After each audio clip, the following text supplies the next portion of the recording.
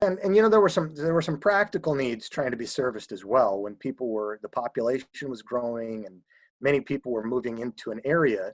If you have Princeton, which is a sectarian school geared toward Presbyterians, right? Each of them were sectarian to begin with, rather than secular. And by secular, we don't mean humanist or atheist. We simply mean not sectarian, not a sect.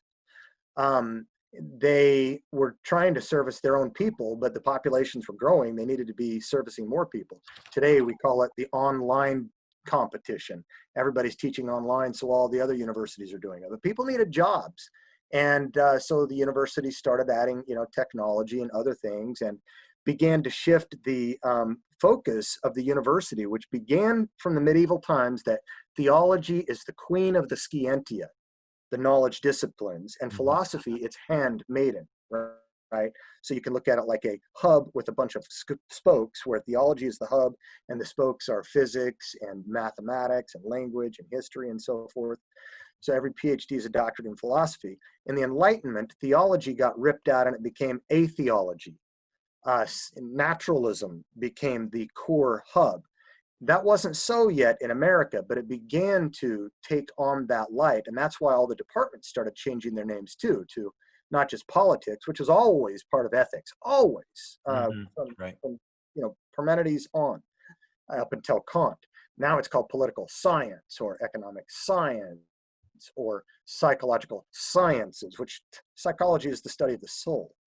But they began to change because they were trying to satisfy the lights of the Enlightenment, which science came to win the day, or skepticism did, and you ended up in existentialism.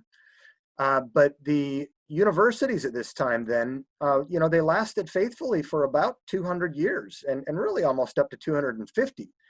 But that transformation was happening, that mission drift from, 1880 to 1930. By the time 1930 rolls around, the dust was settling.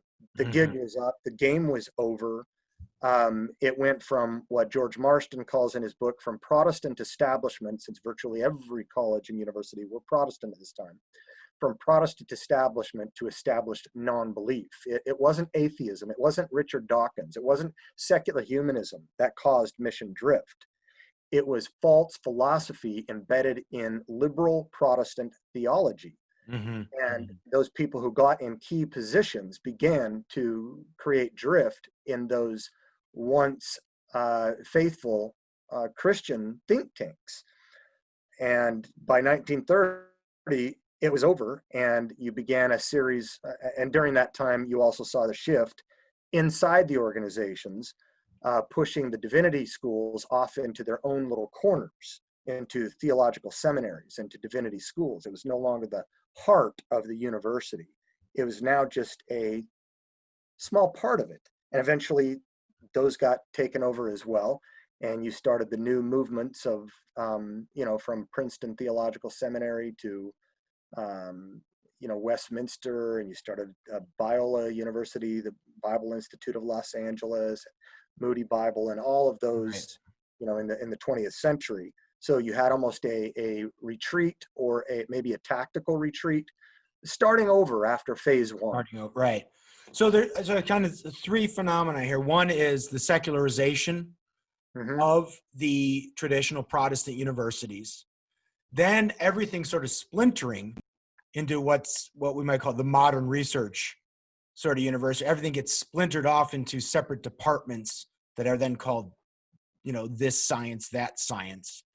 Because there's no really unifying, as you said early on in the interview, no unifying telos anymore, right? Everybody's just going to do their own little, very specified work, but there's no capstone sort of holding it together anymore. Would that be a fair to? The telos could still be truth, but it was scientific truth. Truth, and not theological. That was only known through the five senses, because the cousin or the foundation of scientism is naturalism. So that was the new queen of the scientia, was naturalism. Right. And then in light of that, you get sort of these, I don't know what we'd call it, newer Christian institutions who are sort of saying we have to sort of start over. We've sort of lost the big three and the other sort of Ivy League schools. So let's redo, let's start over and try and reinvigorate a more classical understanding of with theology at the top, and that's where you get the seminaries or schools like the Bible Institute, Biola, Moody, and so on and so forth. Is that kind of what? Yeah, you might look at that in the same way of the Protestant Reformation, always trying to reform within, and then finally, when they felt like they couldn't, they had to break and became the protesters or Protestants. Well, this is the Reformation of the American Academy, you might say. You couldn't reform within anymore. They had all the positions of power and influence, and the more traditional voices were pushed out. And so, yes, they had to begin again and start the whole process over.